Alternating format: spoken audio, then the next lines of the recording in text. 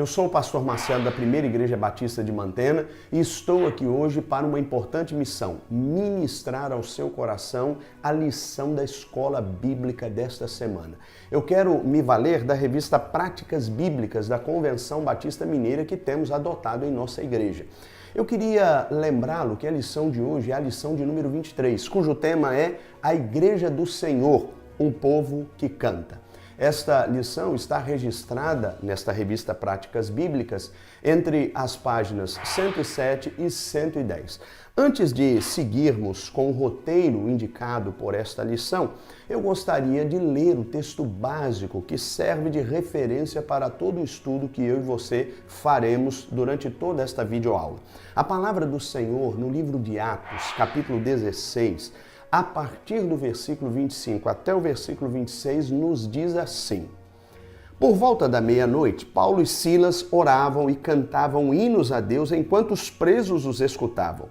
De repente, houve um terremoto tão intenso que os alicerces do cárcere foram abalados e logo todas as portas se abriram e as correntes de todos se soltaram. Que Deus nos abençoe na leitura da sua palavra.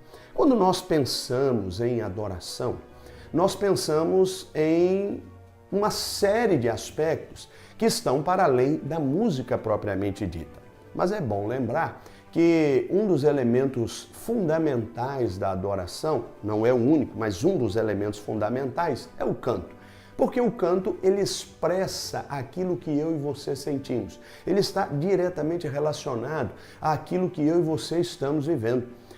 Músicas, por exemplo, melancólicas, elas estão ligadas a experiências melancólicas. Músicas que trazem euforia, que trazem alegria, estão diretamente ligadas a sentimentos de euforia, a sentimentos de alegria.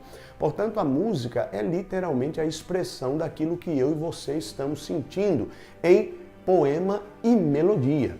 Eu poderia até, de uma maneira mais ampla, dizer que nós precisamos, neste tempo, ressignificar a definição de música, porque muitas pessoas acreditavam até então que a música estava diretamente ligada ao som. A rigor é exatamente isso, né? Nós não podemos negar.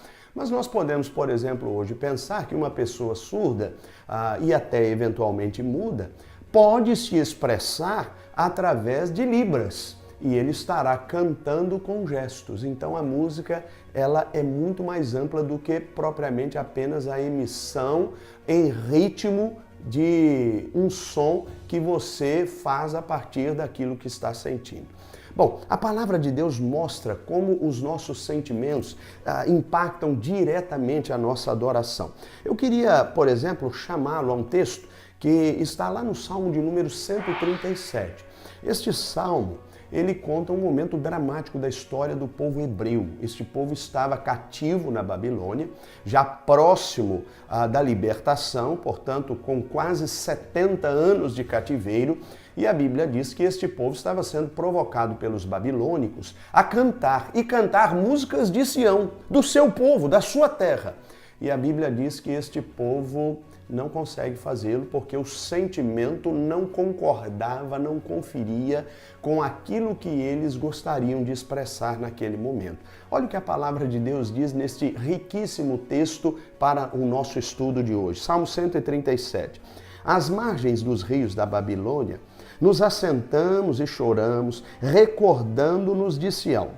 Nos salgueiros que lá havia, penduramos as nossas harpas. Interessante que os instrumentos de corda foram pendurados, porque eles não viam qualquer possibilidade de usá-los, não havia razões, motivos, porque para este povo, como para nós também, a música ela tem um significado que está para além da expressão dos nossos sentimentos apenas. Isso não resolve, nós precisamos entender a música da adoração, o canto da adoração, como algo que expressa aquilo que cremos, aquilo que nós acreditamos em nossa efervescência de fé.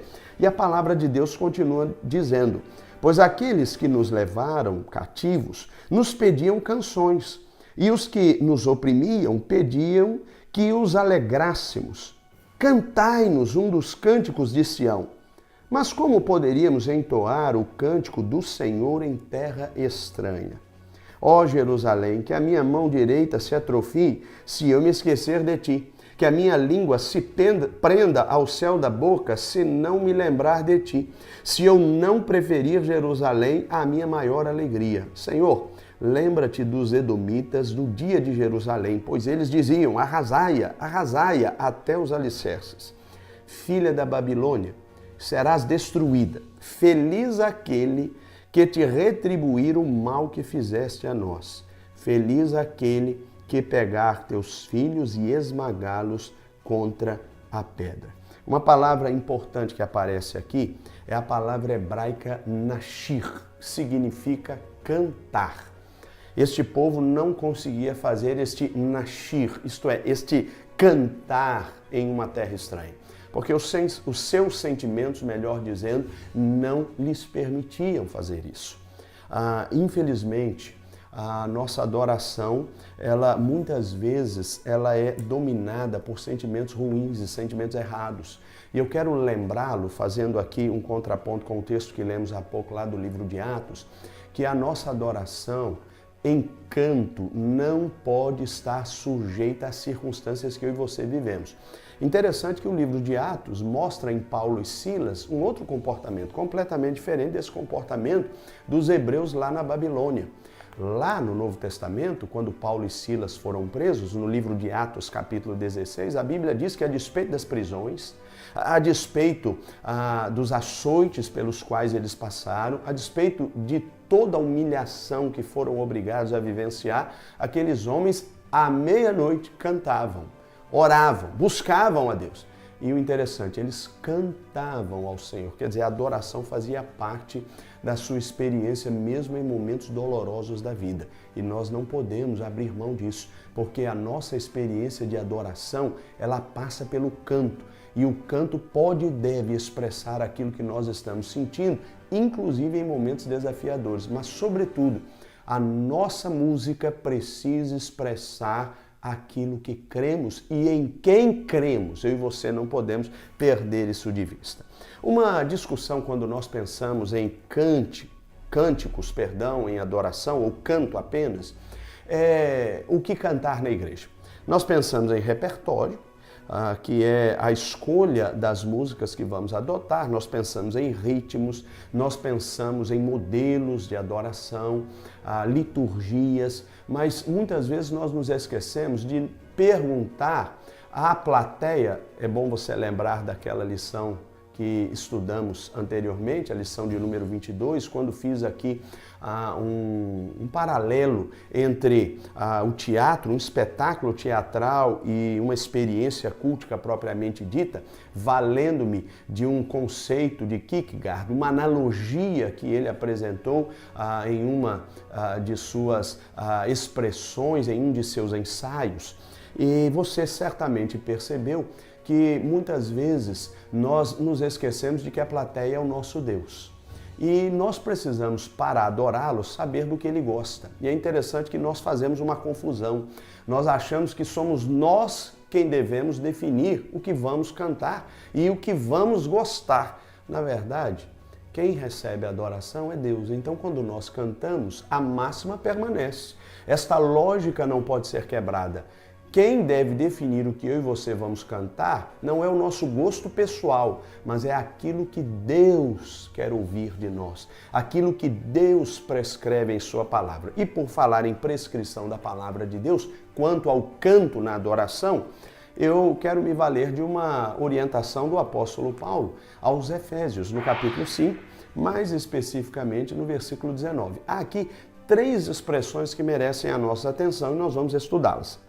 Ele diz assim: falando entre vós com salmos, hinos e cânticos espirituais. A primeira palavra que o apóstolo Paulo usa aqui é a palavra grega psalmos, que significa poema musicado. Era muito comum no Velho Testamento, o Davi, o próprio Moisés, Miriam fez muito isso. usar poemas que tinham relação direta com aquilo que eles acreditavam e com a vivência que eles estavam experimentando, serem musicados. E a Bíblia diz que estes personagens em especial musicaram algumas dessas músicas. Vamos falar propriamente de Davi.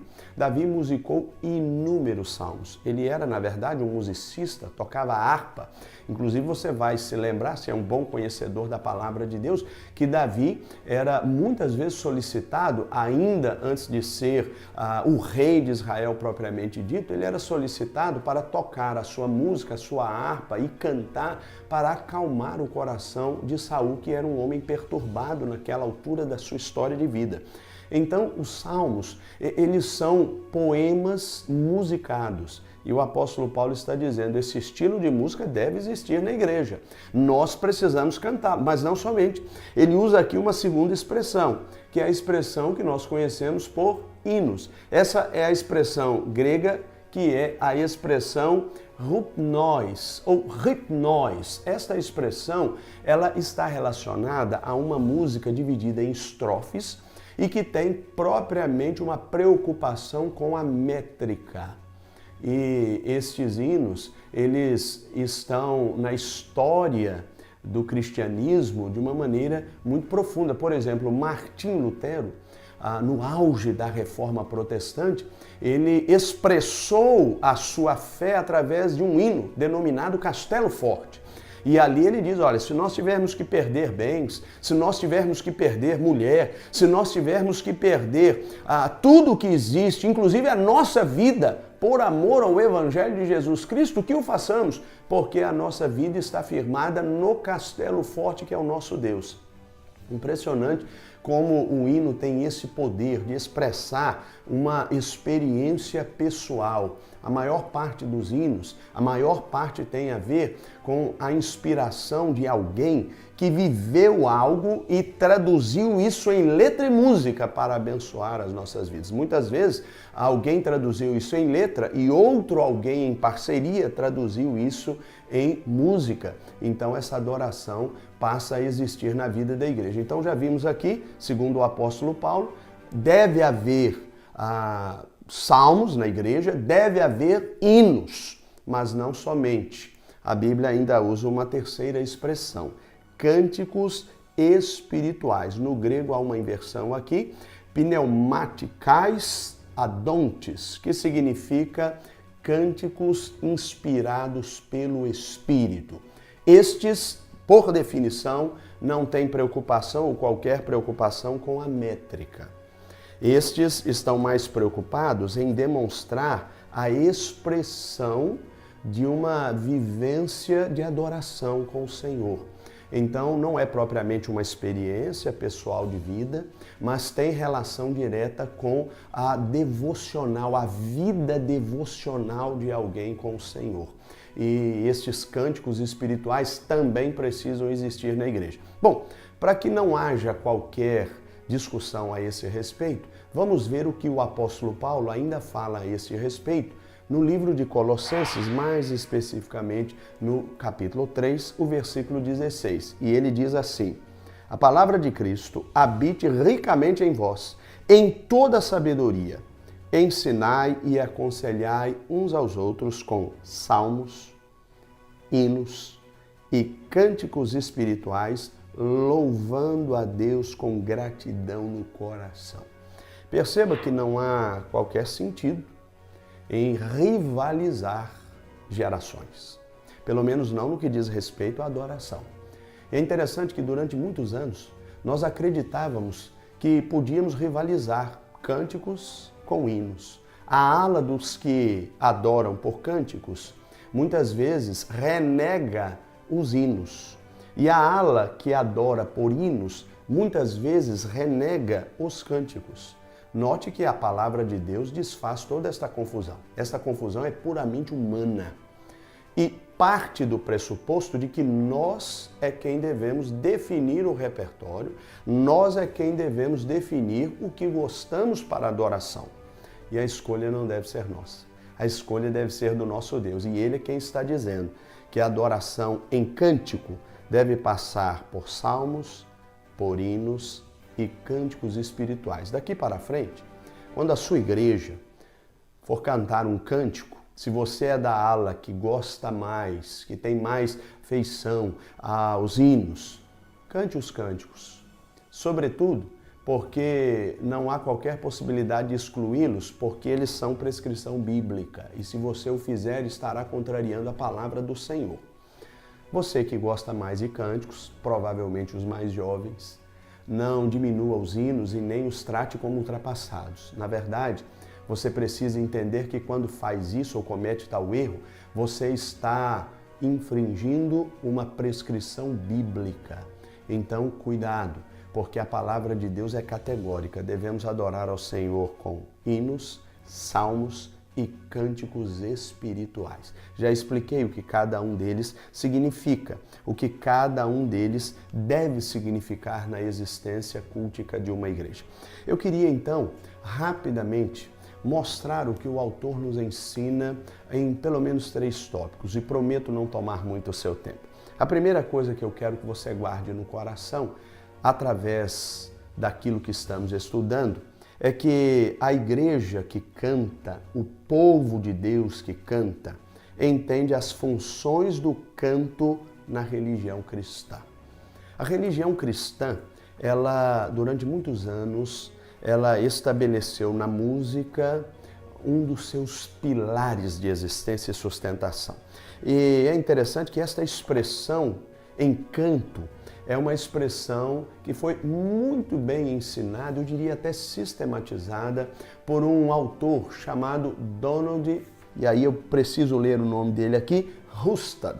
Este homem, ele nasceu no estado de Minnesota, lá nos Estados Unidos, e ele teve uma responsabilidade enorme com relação à inódia do seu tempo. Ele foi um compositor importante para a igreja cristã, mas não só no século XX em especial, mas não somente isso. Ele também foi um analista bastante criterioso a respeito daquilo que o canto deve significar na adoração de uma igreja. Eu queria fazer aqui a citação de pelo menos 3 expressões que o canto deve ter na adoração na vida da igreja. E vou pedir licença a você para me valer do que está escrito na revista.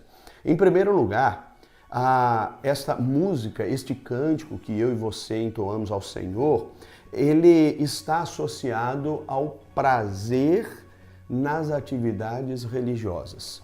Quando nós cantamos, nós nos sentimos desarmados na presença de Deus.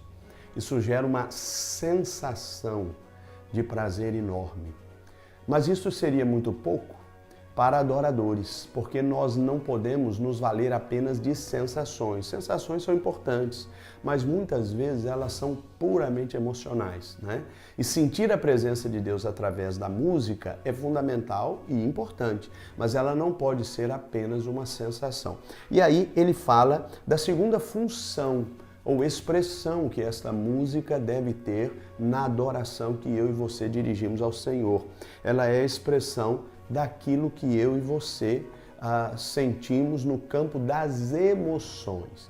E aí é bom lembrar que as nossas emoções têm um papel fundamental na adoração. Agora eu não estou falando mais propriamente de sensação, mas eu estou falando do lado direito do nosso cérebro que trabalha de maneira criativa. O lado direito, ele não tem muita coisa ou praticamente nada a ver com razão, mas ele tem a ver com aquilo que eu e você internalizamos e de maneira até corpórea sentimos. Então, não é possível sentir a presença de Deus apenas pelo racional. É preciso que nós façamos uma interação, eu poderia até usar uma outra expressão que é similar, correlata, uma integração desses 2 hemisférios cerebrais. O esquerdo, que trabalha com a razão, e o direito, que trabalha com as emoções. E é a música quem gera esta integração.